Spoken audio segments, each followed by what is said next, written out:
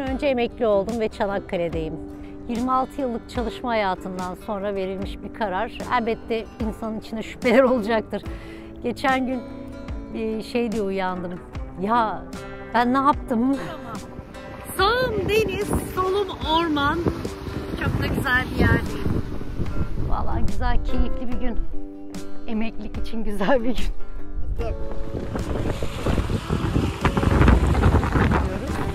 Biraz da yağmur yağıyor. Mart ayı, Mayıs ayı daha güzel olurdu belki.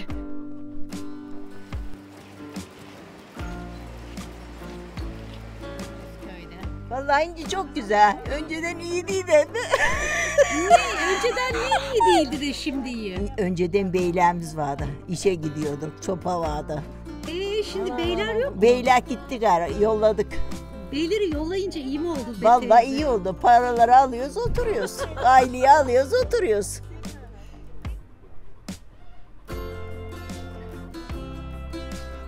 Yağmurlu bir sabahta Çanakkale Kordon'dayız. Karşımızda da meşhur Truva atı. İlk defa bir hamamdan müze gördüm. Çok da hoşuma gitti. UNESCO Dünya Kültür Mirası'na yer alan Troya Antik Kenti'ndeyiz. 18 Mart'ta savaşın seyrini değiştiren Nusret Mayın gemisi. Bunlar da meşhur çarpışan mermiler.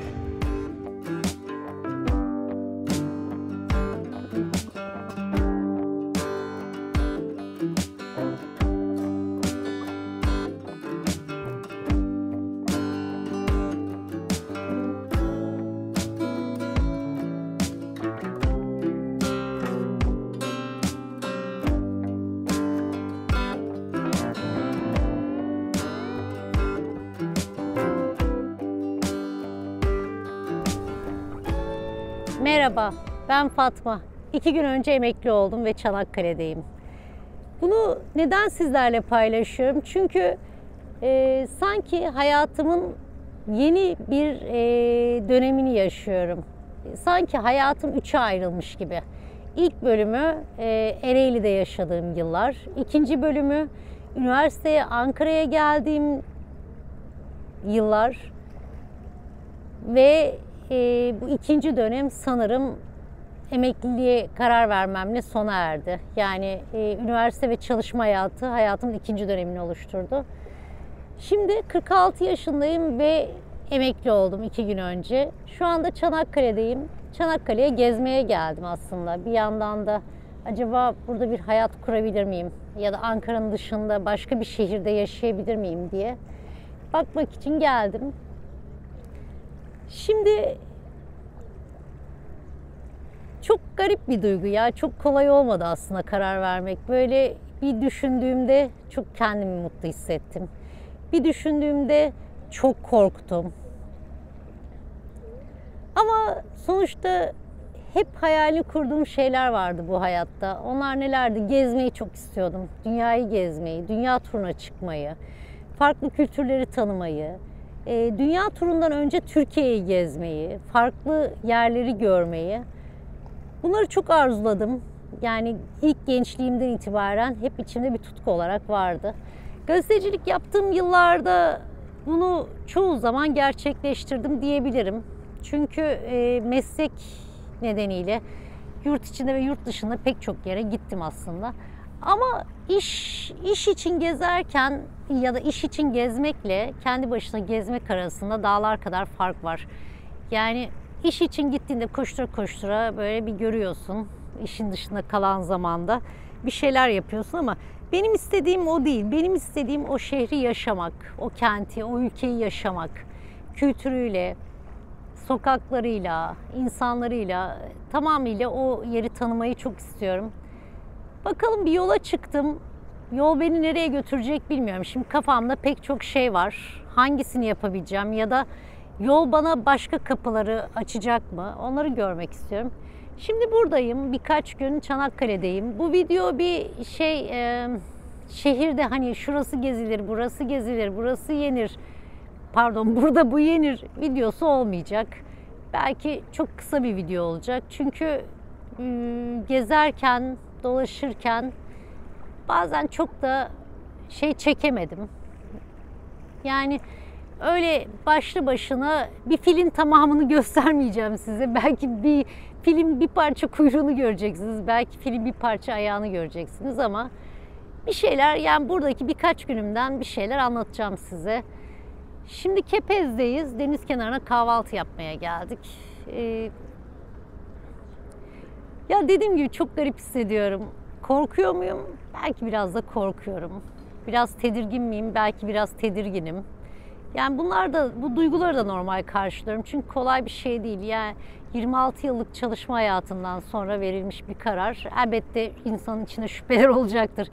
Geçen gün diye uyandım. Ya ben ne yaptım? Evet, bu korku var. Normal, bunu da normal karşılıyorum. Ama güzel şeyler olacağını düşünüyorum. En azından deneyeceğim. YouTube'da değişik videoları, değişik hayatları, değişik yolları, başka hayatların mümkün olduğunu belki göstermek istiyorum. Belki kendime de göstermek istiyorum. Belki YouTube sadece bir ayna.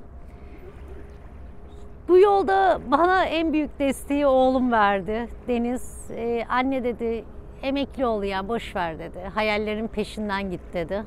Yani oğlum 16 yaşında. Ben hayallerimin peşinden giderken zaman zaman da bana eşlik edecektir diye umuyorum. Yani gerçekten ona çok teşekkür ederim. Bu belki bir günlük gibi YouTube benim için. Yazmak gibi. Belki yazmayı çok istedim yıllar boyu hep. Ama bir şekilde yazamadım. Sonra fark ettim ki ben başka türlü yazabiliyorum. Yani YouTube'da da onu gördüm. Bunlar benim yazma şeklim, belki bir kayıt düşme şeklim. İyi olur inşallah. Bir yola çıkalım. Bakalım.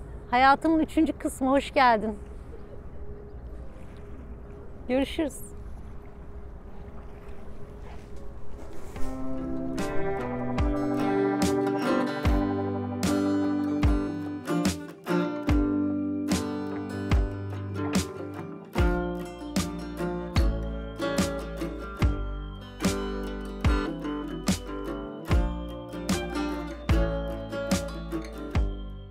Çanakkale'nin Ezine ilçesine bağlı Çamlıca köyündeyiz. Buraya bahar geliyor yavaş yavaş.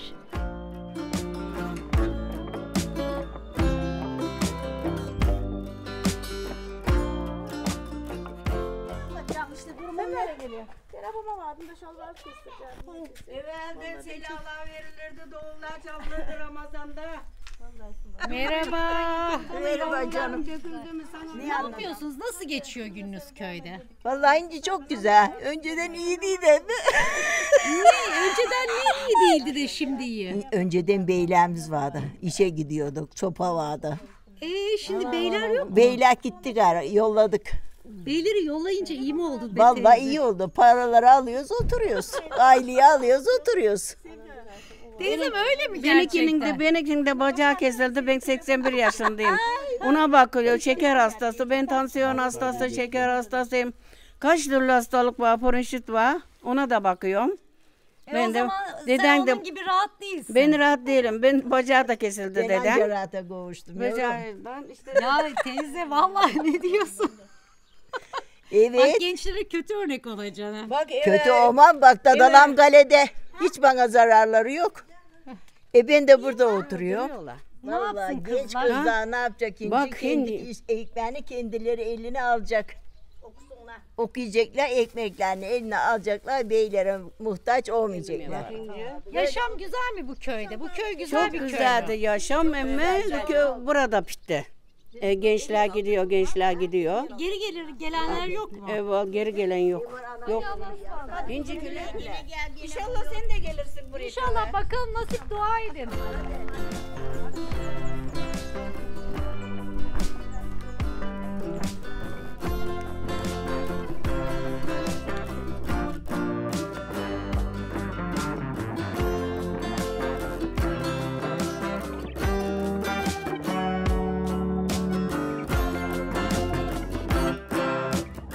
Çanakkale Çan yolu üzerindeki Atikhisar Barajı ve yanındaki Atikhisar Kalesi'nin oradayız.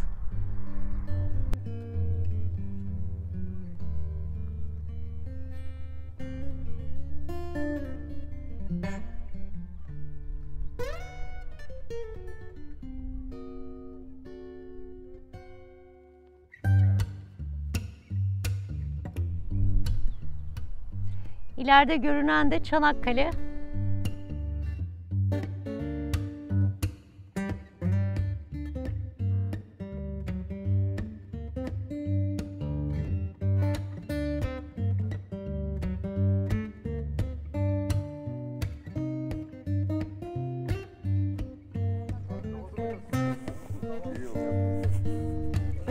Merhaba. Hoş bulduk.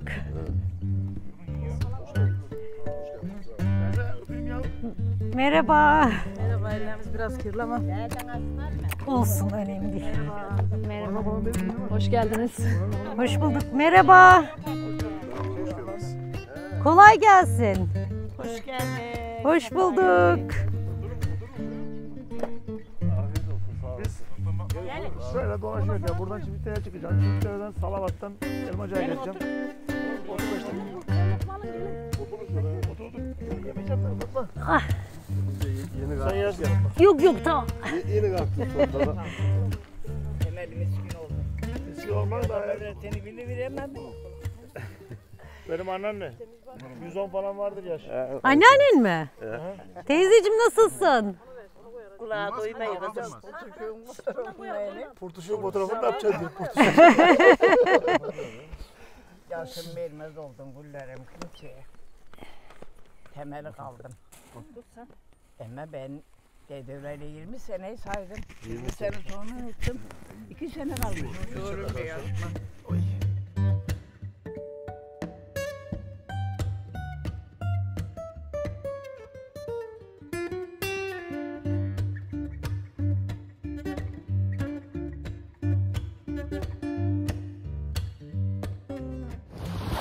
Şu anda Güzel Yalı sahiline geldik. Biraz rüzgar esiyor. Deniz de soğuk ama vallahi dayanamadım. Ayakkabılarımı çıkarttım. Sahilde yürüyorum. Çok da güzel.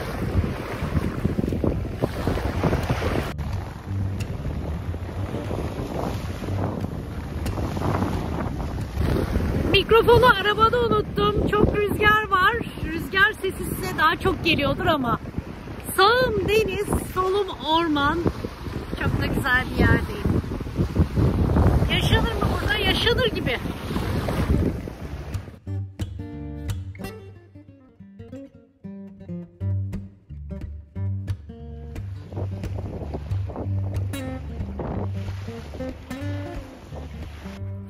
Şimdi size çok güzel bir yer göstereceğim. Çanakkale'den Geyikli'ye giderken Halileli plajı. Çok güzel, doğal, böyle sessiz, sakin, muhteşem bir denizi var. Pırıl pırıl tam arkamda. Sonra da size başka bir şey göstereceğim. Dönüyorum. Muhteşem çöplerimiz. İnsanlarımız niye böyle, bu kadar güzel bir yeri niye böyle bir hale getiriyoruz bilmiyorum. Ya yazık, günah ya, yapmayın, atmayın şu çöplerinizi. Alın yanınızda götürün. Çevre Bakanlığı'na da sesleniyorum, belediyeye de sesleniyorum. Kim duyarsa beni, ne olur bir temizleyin şurayı.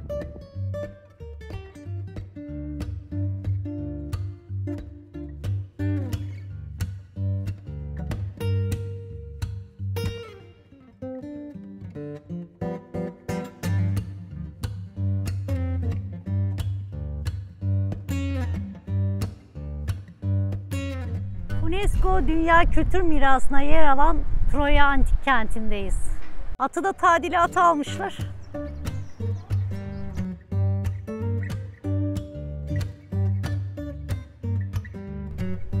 Antik kentin içinde güzel bir yürüyüş yolu yapmışlar. Doğası da çok güzel. Böyle güzel de bir rüzgar esiyor. İlkbahar da geliyor. Vallahi güzel, keyifli bir gün. Emeklilik için güzel bir gün.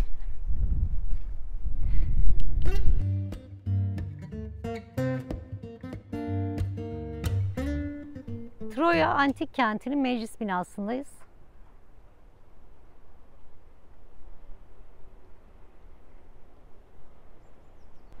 Burası ise Antik Kent'in küçük tiyatrosu. Burası da Troya Antik Kenti'ndeki Güney Kapı. Güney Kapı'dan günümüze sadece giriş yolu kalmış. Burası ise Roma dönemine ait bir hamam kalıntısı. Roma dönemi kayıtlarına göre Troya, Grek ve Roma döneminde önemli bir dini merkezdi. Bu baktığımız kutsal alan milattan önce 8. yüzyılın erken evrelerinde inşa edilmiş. Burası ise Troya Kalesi'nin güney ucunda yer alan büyük savunma duvarları. Şurada da Antik. böyle bir adam var. Tarihi. Benim sevdiğim adam. Antik. Antik değil ya. Henüz değil. Eski halde böyleymiş.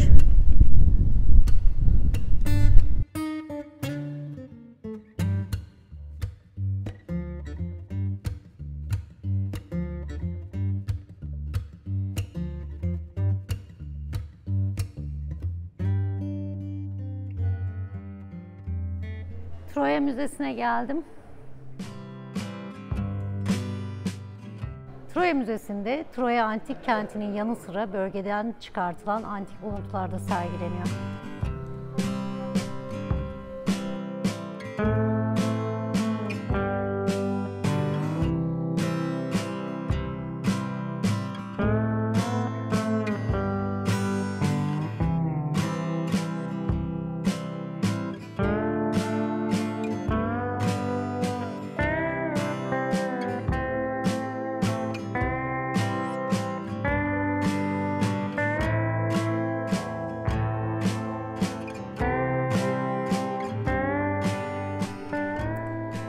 Bu da müzede yer alan bir canlandırma. O dönem insanların yaşantılarına ilişkin. Çok hoşuma gitti.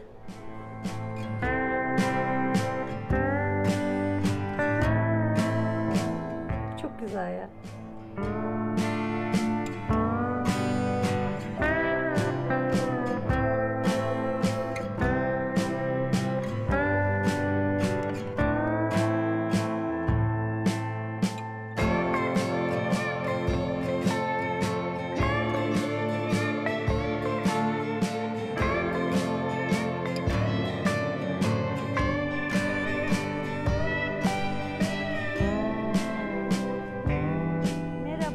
Çanakkale merkezdeki tarihi Aynalı Çarşı'dayız.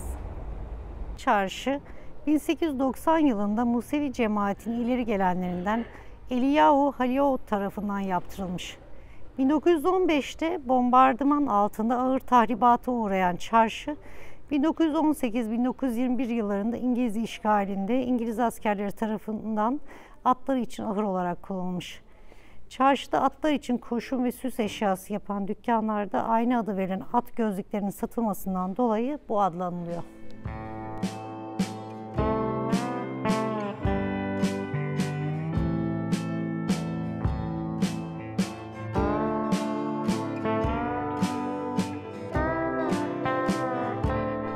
Türkülere de konu olan çarşı bugün hediyelik eşyaların satıldığı bir yer olarak misafirlerini ağırlıyor. Günaydın. Nasılsınız? Nasıl çarşıda işler?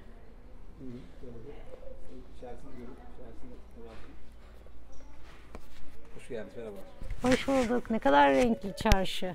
Sağ olun, çok teşekkürler. Nasıl işler? İşler çok şükür. Depremden sonra biraz etkili tabii. Genel olarak güzel diyebiliriz. Turist az gibi sanki. Biraz şehir sakin gibi. Ama tabii kış, yani artık kıştan oluyor. çıkılıyor. Evet tabii. Bir de komşu ülkelerimizde Bulgaristan'da mesela bir seçim var şu an. Onun şeyi var.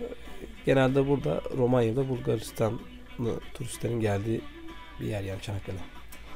Şehitlikten dolayı Anzakların falan onlar herhalde... Onlar Nisan 25'inden sonra böyle belli hafta zaten onlar da 25 Nisan'da geliyorlar. Böyle o şekilde. Bayağı da güzel bir çarşı. Neler var burada? Gelenler neler bulabilir bu çarşıda?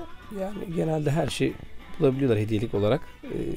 Seramik ürünlerimiz var böyle. Daha sonra aynaları en çok alınan, tercih edilen ürünler. Genelde bunlar.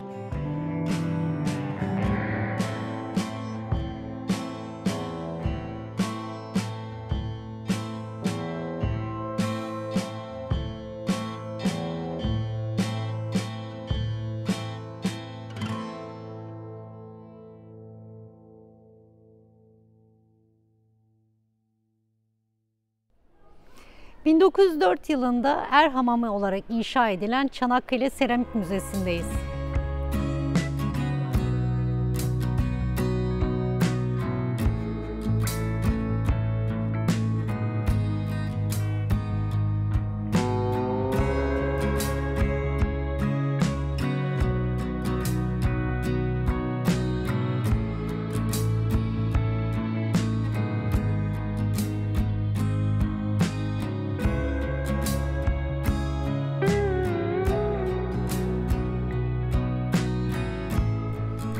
Vallahi ilk defa bir hamamdan müze gördüm.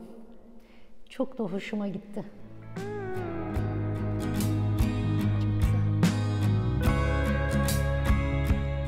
Yolunuz Çanakkale'ye düşerse mutlaka bir bakın derim buralara.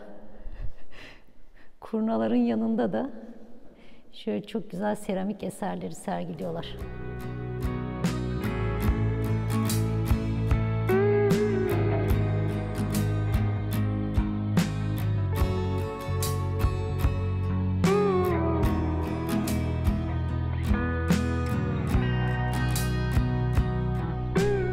Yağmurlu bir sabahta Çanakkale Kordon'dayız. Karşımızda da meşhur Truva atı. Milattan önce 2-3 bin yıllarında bölgede hüküm sürmüş Truvalılar ve Akalılar arasında geçen savaşın tarihi ve mitolojik sembolüdür Truva atı. Söz konusu dönemde Akalılar Truva'nın surlarını geçmek için bir tahta at yapmış ve bu atın içine gizledikleri askerlerle şehre girmeyi başarmışlardır. Bu hikayenin canlandırıldığı filmde kullanılan ve sonrasında şehre hediye edilen tahta at şehir merkezinde sergileniyor.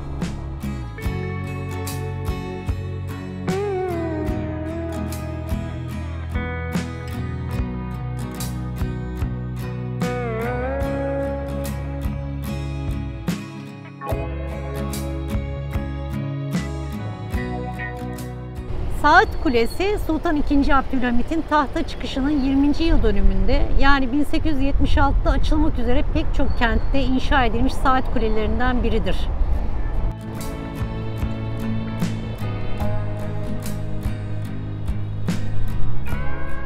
Saat Kulesi'nin altında bir de çeşme bulunuyor. Bakalım çalışıyor mu hala?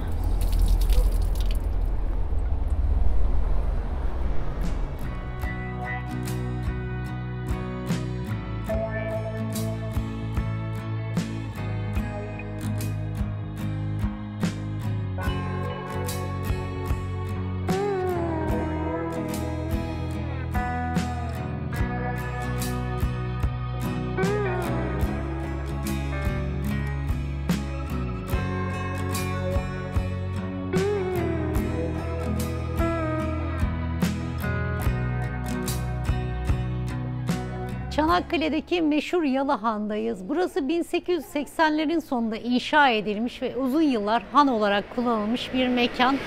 Alt kata atlar bağlanırmış, üst katta da odalar varmış. Gökçeada'ya gidecek olan insanlar ya da iş için Çanakkale'ye gelenler bu handa konaklarmış. Alt kata atlarını bağlar, üst katta da yatarlarmış. Deniz kenarında bir çay bahçesi, insanların sıklıkla geldiği bir alan.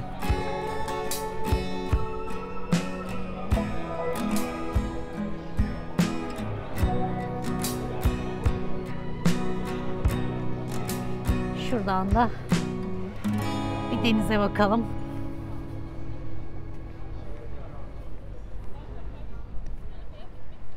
Karşıda da şehitlikler var ama oraya geçemedik, vaktimiz yetmedi. Bir sonraki geldiğimizde de oraları gezeriz.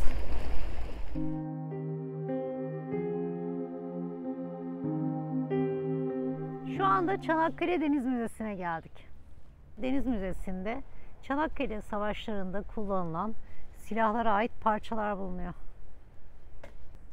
Bu parçalar 1916 yılında batırılan UB-46 denizaltısına ait.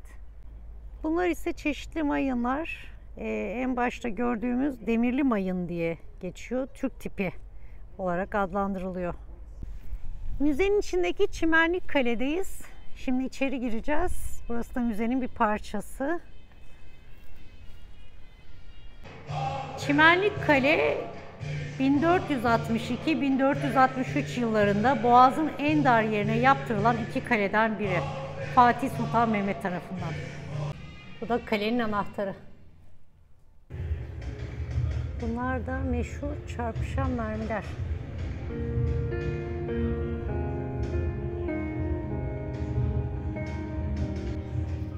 Bir Dünya Savaşı'nda kullanılan tıbbi şişeler ve cihazlar.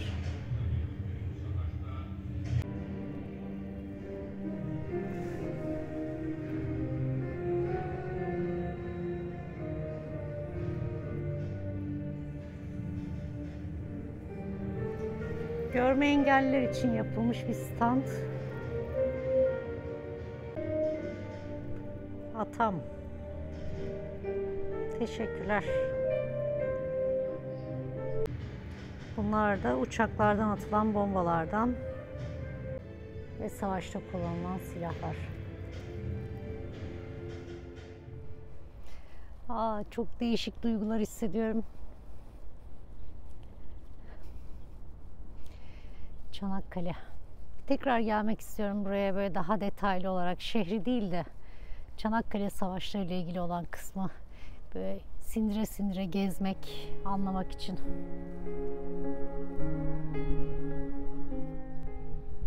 Çanakkale Savaşları'nda Boğaz'ın en geniş yerine 27 adet mayın döşeyerek 18 Mart'ta savaşın seyrini değiştiren Nusret Mayın Gemisi.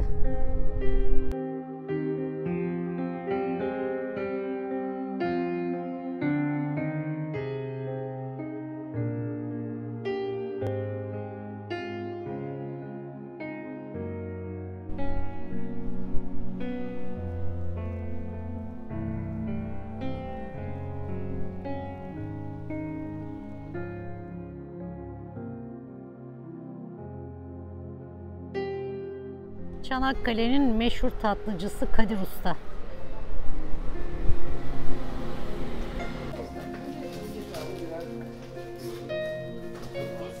Nedir bu tatlıyı meşhur yapan? Şimdi tatlıyı meşhur eden kullandığınız onun ham maddeleri iyi olması lazım. Bu bir. Biz koyun sütü çalışıyoruz. Koyun sütü de kaliteli olduğu için helvamız da kaliteli oluyor. Nedir bu tatlı? Ne diye geçiyor? Peynir. Peynir helvası diye geçiyor. Evet. Kaç yıldır yapıyorsunuz bu tatlıyı? 45 yıldır. İlk siz mi yapmaya başladınız? Hayır değil. Biz sonradan öğrendik. Bunu ilk yapma başlayan rahmetli oldu. Siz onun yanında mı öğrendiniz? Öyle sayılır tabii ki. Biz hayvancıydık. Helvacılara süt verirdik. İşte süt verdiğimizde de orada ufak ufak yardım ederdik. Daha sonra beni yanlarına aldılar. Biz de ondan sonra helvacı olduk. Böyle kendi işimize devam ediyoruz.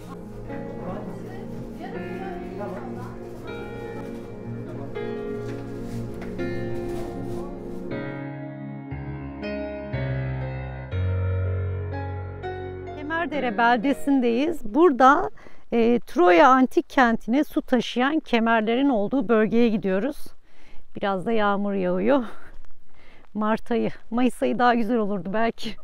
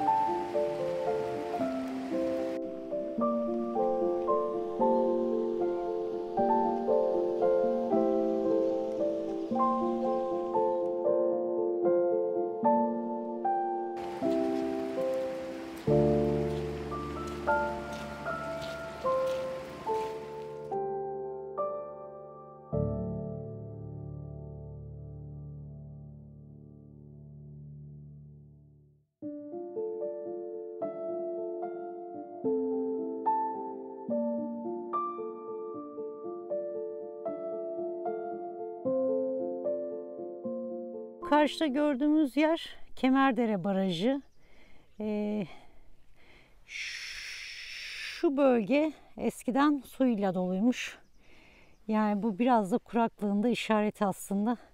Şu anda Mart ayı olmasına rağmen en yüksek seviyeye ulaşması gerekirken barajda su yok. Yani bu susuzluk Kaz Dağları'nı bile etkiliyor. Ali Bey, şu karşısı baraj gölü galiba, değil mi? Baraj, gölet. Bu kadar az mı su oluyordu burada? O az mı olur? Doluyordu ama yağmur yağmıyor. İki senedir yağış almıyor. Yağış almıyor bura. Kuraklık ya. Kuraklık gidiyor. Buraya kadar, göle kadar doluyor. Gölün altına kadar doluyor baraj. 2 senedir mi böyle? 2 senedir temeli kalmadı yani. Önce geçen sene bir parça vardı galiba ama bu sene temeli kalmadı. Yok, yok bu sene. Yağmur, kar mı? Az mı yağdı bu sene? Kar zatı yağmıyor da yağmur hiç yağmıyor. Yağmur dağlara hiç yağmaz oldu. Biber, patlıcan bir şey ekiliyor ya bu sene ekemeyecekler. Yok barajda su. Dedenin yerine de bir uğrayın. Burada kahvaltı, gözleme, bazlama. Buyurayım Allah. Ocak yanıyor mu? Yanıyor, içeride şöminemiz hazır. Bakalım bir.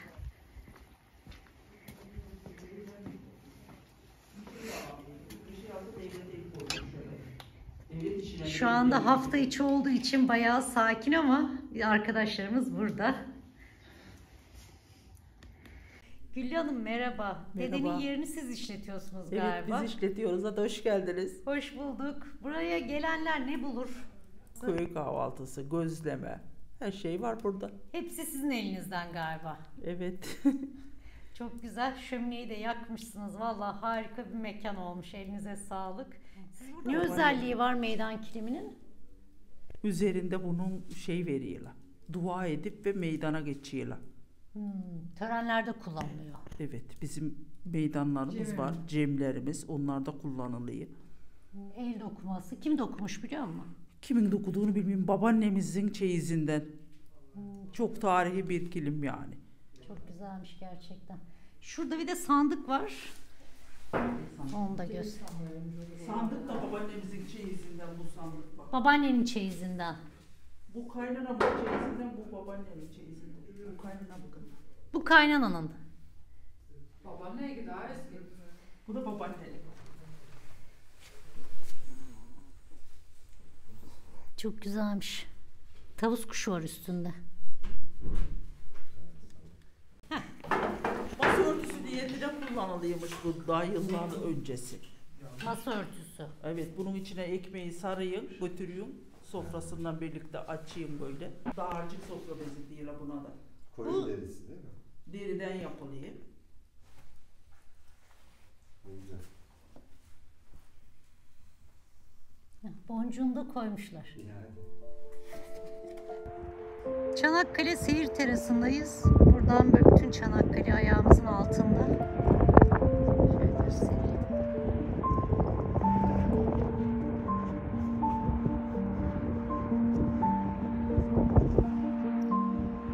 Şu Gelibolu'nun arkasında görülen de Gökçeada.